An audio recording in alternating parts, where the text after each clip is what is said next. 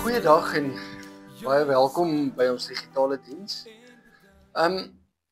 Vandag wil ek met jou praat oor Romeine 8, waar die Here vir ons sê dat die Gees pleit vir ons met versigtings wat nie met woorde uitgespreek kan word nie. Maar kom ons bid eers saam. Dankie Here vir die woord en dat U met ons praat uit die woord uit en dat U vir ons troos. Dankie Here vir U groot genade in Jesus se naam. Amen. Kom ek lees vir ons uit Romeine 8 vers 25 tot 28. Maar as ons hoop op wat ons nie sien nie, wag ons daarop met volharding. Die Gees staan ons ook in ons swakheid by. Ons weet nie wat en hoe ons behoort te bid nie, maar die Gees self pleit vir ons met versigtings wat nie met woorde gesê kan word nie. En God wat die harte deurgrond, weet wat die bedoeling van die Gees is, want hy pleit volgens die wil van God vir die gelowiges. Ons weet dat God alles ten goeie laat meewerk vir die wat hom liefhet, die wat volgens sy besluit geroep is. Dis 'n merkwaardige gedeelte in die Bybel. Hierdie gedeelte sê vir ons dat die Gees pleit vir ons met versigtings wat nie met woorde uitgespreek kan word nie. En wat beteken dit? Wel, ek dink ons moet by vers 25 begin, waar daar staan, ons hoop op wat ons nie sien nie, maar as ons hoop op wat ons nie sien nie, wag ons daarop met volharding. Met ander woorde, as ons op iets hoop wat ons nie kan sien nie, dan is dit vir ons beter. Dan wag ons met volharding. Wat beteken dit? Die Engelse vertaling het my nogal 'n bietjie gehelp. In die Engelse vertaling staan daar, but if we hope for what we do not see, we wait for it with patience. As ons hoop op wat ons nie kan sien nie, dan wag ons daarop met patience. En ek het so 'n paar dae terug toe ek oor geduld gepraat het, gesê dat wat beteken patience? Patience kom van die Latynse woord patior af. En patior beteken to suffer, om swaar te kry. So as ons wag op dit wat ons nie kan sien nie, dan wag ons daarop met patience of met volharding. Met ander woorde, ons wag is 'n swaar kry wag. Maar is in die valleie waar die bome die hoogste groei. So uit ons swaar kry uit, kom daar iets goed. So hoekom is dit beter om te hoop op wat jy nie kan sien nie? Dit wat jy kan sien is die dinge rondom jou. Die dinge van hierdie aarde, soos geld, karre, huise, dinge wat gesondheid, verhoudinge, bekommernisse, droogtes. Jy al seker nie bekommernisse nie, maar dis die dinge wat ons kan sien. Ook goed soos wense en drome en dinge. Maar God is bo dit alles. God is bo dit alles. Hierdie dinge wat ons kan sien, wat ons op hoop, is alles goed waaraan jy kan vashou.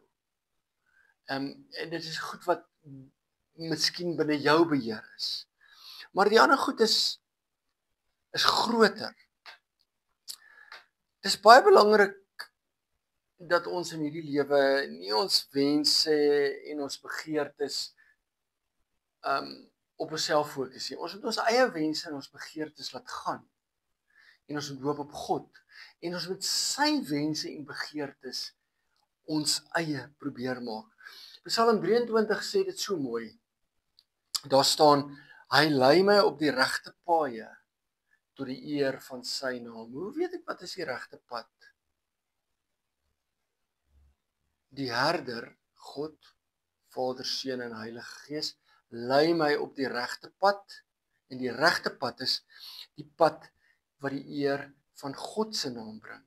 Nie die pad wat vir my die eer bring nie. Nie my wense nie. Nie die dinge wat ek dink ek wil hê nie. Nie die goed wat vir my belangrik is. maar die goed wat vir God belangrik is. Weer 'n keer vers 25. Maar as ons hoop op wat ons nie sien nie, dan wag ons daarop met volharding. Die dinge wat ons nie kan sien, dis die dinge wat belangrik is. Is my toekoms vir God belangrik? Is my toekoms, my lewe vir God belangrik? God is die God van die fynste detail, hy is by elke detail betrokke. Ons kan maar net in die natuur gaan kyk, hoe is hy by die fynste detail betrokke? Jeremia 29 vers 11 sê dit vir my baie, baie mooi. Daar staan, ek weet wat ek vir julle beplan. Hoor wat sê God, ek weet wat ek vir julle beplan, sê die Here. Voorspoed en nie teëspoed nie. Ek wil vir julle 'n toekoms gee. God wil vir ons 'n toekoms gee, 'n verwagting. Wat bedoel God met 'n verwagting? Dan sal julle my aanroep tot my kom bid en ek sal julle gebede verhoor. Julle sal vra na my wil. En julle sal dan my wil ken. Julle sal my wil ken. As julle met julle hele hart daarna vra. Wat 'n merkwaardige Bybelgedeelte. Dat God skep vir ons 'n verwagting. Ons weet dat God se toekoms is vir ons die beste toekoms. Nie my toekoms nie, nie my drome, my wense, my ideale nie, maar God se drome, God se wense, God se ideale, God se wil is waaroor dit eintlik gaan. En daarvoor moet ons wag. Hoekom staan hier dat God gee vir ons voorspoed en nie teëspoed nie? Wat van al die teëspoed wat ons tref? Wel, dis uit hierdie teëspoed uit wat God vir ons voorspoed gee. God is nie sonde. God gee nie slegte goed nie. Die wêreld gee slegte goed. God weet wat die beste is. Selfs al het dit baie keer iets met swaar kry te doen. Luister 'n bietjie na die boodskap vertaling of the message vertaling, Engelse vertaling. Ek gaan net ook na die boodskap vertaling wys van Romeine 8 vers 22 tot 25. Daar staan: All around us we observe a pregnant creation. A pregnant creation. The difficult times of pain throughout the world are simply with pangs, but it's not only around us, it's within us. Swaar kry is binne in ons. The Spirit of God is arousing us within. We're also feeling the birth pangs. These sterile and barren bodies of ours are yearning for full deliverance. That is why waiting does not diminish us any more than waiting diminishes a pregnant mother. We are enlarged in the waiting. We, of course, don't see what is enlarging us. But the longer we wait, the larger we become. And the more joyful our expectancy. So, die message vertaling help ons om te verstaan dat God se toekoms is soos 'n swangerskap. Ek is swanger met die toekoms. As jy met enige vrou gaan praat, ek het 3 kinders. Ek weet wat was swangerskap vir my vrou. Dit was 'n tyd van swaar kry. Dit was 'n tyd van suffering. Maar dit was ook 'n goeie tyd want binne in die suffering, in die naar wees, in die sleg voel, in die ongemaklikheid, het jy geweet daar wag vir jou iets groters. En dis waar God vandaan kom. Dis waar God vandaan kom. In hierdie swaar kry tyd wat ons nou lewe, in hierdie verdorwenheid wat ons nou in lewe, in hierdie tyd van sonde waar ons nou lewe. Alles wat die wêreld ons kan toe gooi, gebruik God om op die ou end vir ons 'n goeie toekoms te gee. As ek begin vertrou dat my lewe belangrik, kosbaar en betekenisvol vir God is, dan begin ek anders te lewe. As ek begin vertrou dat my lewe belangrik, kosbaar en betekenisvol vir God is, dan gaan ek anders begin lewe, dan gaan ek anders na dinge begin kyk. Dan streef ek na die dinge daarbo, nie die dinge wat op die aarde is nie. Kolossense 3 vers 1. Aangesien julle saam met Christus uit die dood opgewek is, moet julle streef na die dinge daarbo waar Christus is, waar hy aan die regterhand van God sit. Hier is weer waar geduld inkom. Om te wag is moeilik. Om te wag met 'n openheid en 'n blinde vertroue in God is moeilik. Maar dis waar die rus en die vrede lê. Want waar lei God ons heen? Hy laat my rus in groen weivelde. Hy bring my by waters waar daar vrede is. So die herder se hele doel is om my te lei na 'n plek waar ek voluit kan lewe. Waar gaan 'n skaap voluit lewe? Na 'n plek waar daar groen weivelde is en waters is. Dis waar die skaap gaan rus en vrede kry. Nie in die goed wat ek dink vir my rus en vrede gaan gee, soos geld en geen skuld en 'n mooi kar en 'n mooi huis en goeie verhoudinge maar al die dinge wat vir God se naam eer bring. Kan ek my toekoms in God se hande sit? Kan ek hom vertrou? Wil ek hom vertrou? Vandag se keuses bepaal môre se geluk of ongeluk. Dis om te lewe met die wete dat God vorm my in liefde. Hy hou my vas met deernis. God lei ons deur dit wat my bang maak. En hy bring my by die ander kant uit. Ek doen volgende naweek die Eysterman. En mense vra vir my, is jy dan nie bang om so diep in die see te swem nie? Natuurlik is ek bang om diep in die see te swem. Maar ek konfronteer my vrees en ek gaan deur dit. Miskien is dit nie 'n goeie voorbeeld nie, maar miskien is dit tog in die lewe en die toekoms is daar dinge wat my gaan bang maak. Maar ek weet God is by my. Ek weet my herder is daar en daarom sien ek kans om deur dit te gaan. Nie om dit nie, maar deur dit. Kyk wat sê die boodskap Romeine 8 vers 26 tot 28. Intussen het God sy gees aan ons gegee om ons in ons swakhede te help. Ons grootste swakheid is dat ons nie aldag weet wat ons moet bid nie. Maar in sulke tye bid die Gees self vir ons. Hy vertaal al ons swaar kry in hemelse taal. Hy vertaal al ons swaar kry in hemelse taal. Hy gaan sug en kla namens ons daar by God. En omdat God die Heilige Gees deur en deur ken, weet hy presies hoekom sy Gees so ernstig vir ons bid. En God weet ook dat die Gees altyd volgens sy wil vir al die gelowiges bid. Ons kan nou van een saak seker wees. God gebruik elke ding wat in ons lewens gebeur om sy doel te bereik. God gebruik elke ding wat in ons lewens gebeur om sy doel te bereik. Vir ons wat vir God liefhet, werk alles tot ons beswil uit. So, ons weet nie wat om te bid nie. As jy al in so 'n situasie, ek was al, dan bid ek, maar ek sê eintlik net dieselfde ding vir die Here oor en oor en oor en later en weet ek nie meer wat om te bid nie. Hierdie gedeelte het vir my geleer dat daar is iets anders hierso. Al is die toekoms onseker, al gaan ek in 'n donker kloof in. Hier's ek net 'n skaapie, ek's weerloos daar in die donker kloof in. Weet ek dat my herder saam met my gaan. Dis presies dit. Ek kom hierdie week by een van ons lidmate met wie ek al 'n baie lank pad stap. Ek's baie lief vir haar en ek gaan spel bed en ek sien sy's baie swak. En ek weet nie wat om te bid nie. Ek lees vir haar die woord uit. Ek weet nie wat om vir haar te bid nie.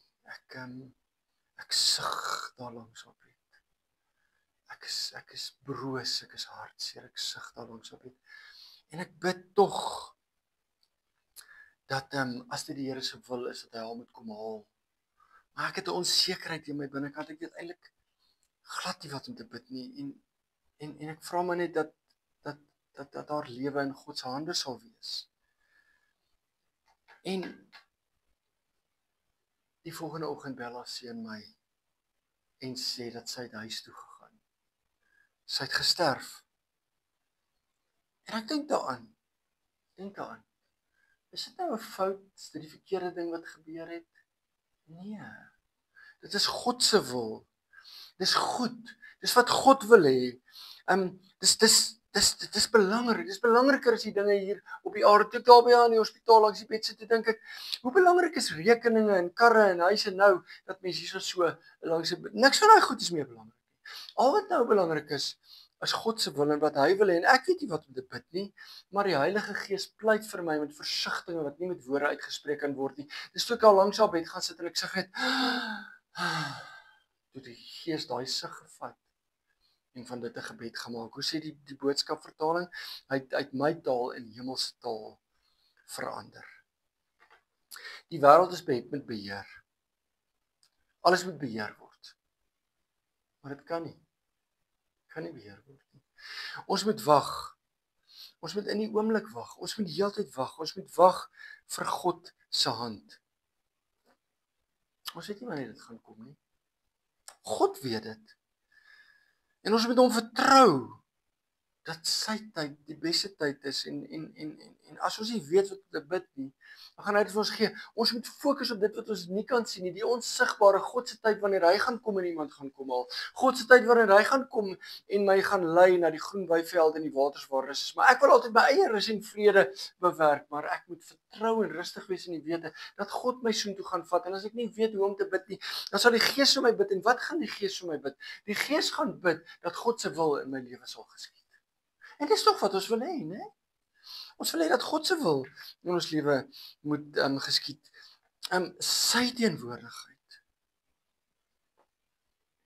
Vers 27. En God wat die harte deurgrond, weet wat die bedoeling van die Gees is. Want hy pleit volgens die wil van God vir die gelowiges. Ons weet dat God alles ten goeie laat meewerk vir die wat hom liefhet. Die wat volgens sy besluit geroep is. Die Gees pleit by die Vader volgens God se wil. En God se wil is dit wat vir my alles ten goeie sal laat meewerk. Want dit gaan alles oor God en wat hy wil hê. En nie ek en wat ek wil hê nie. God deurgrond ons harte. So hy kyk wat is my begeerte en my behoeftes en wat ek wil hê. Deurgrond, man, hy gaan vat nie daar wat ek vra nie. Hy gaan deurgrond dit en hy verstaan mooi wat is my hartseer en my swaar kry. Met ander woorde, hy is vir my so lief dat hy my begeertes sien en erken en dat hy daaruit vir my 'n vol lewe, vol rus en vrede gee. Die Gees kyk in ons harte, die Gees kyk na ons pyn. Die Gees kyk na die pyn wat hierdie lewe ons aandoen. En dan vat hy dit en hy belyn dit met God se wil. En dan, wat sal dan gebeur? Dan sal alles mooi uitwerk. Dan gaan ek kom by die waters van rus en die weivelde van vrede, of is dit nou andersom? En dan gaan ek kom by Psalm 23 se, U laat my by 'n feesmaal aansit. Want saam met God is hierdie lewe 'n fees. Ek is verlede naweek het verby soos ek in Kanawin en ek sit langs 'n boer daarso by 'n funksie wat hulle gehad het. Hy vertel vir my dat dit was vir 10 jaar lank droog by hulle. En hulle het nie geweet wat ek kan doen nie. Hy sê dit was vir die ergste vir hom was as dat sy skape voor hom staan en om in hulle oë te kyk en dat ek kan vir hulle net niks gee om te eet nie. Hy sê dit was vir hom die slegste ding. Maar hy sê ook dit was vir hulle die beste ding. Want nou, toe het dit gereën, so 2 of 3 jaar terug, baie gereën in 1 jaar, en nou is dit weer normaal, en hulle het gesien, dat God daai tyd gebruik het, om van hulle regtig diep gelowige mense te maak, wat nou in die toekoms net God se wil gaan soek. Uit die ellende, uit die swaar kry uit, het God iets mooi laat gebore word, en hy het hulle gebede gevat, die Heilige Gees, en het dan God toe gevat en dit met God se wil belyn. Ek dink hoe wonderlik kan dit wees as ons agter ons herder aanstap. Ons stap agter hom aan en hy vat ons na groen weivelde en waters van rus, maar hy vat ons ook deur die kloof, deur die dal van doodskade weer. Ons moet daar deur. En daar aan die ander kant is 'n plek van rus en vrede. Glo ek dit? Ek wil dit glo. Ek glo dit. Kom ons vertrou God en ons sit ons toe.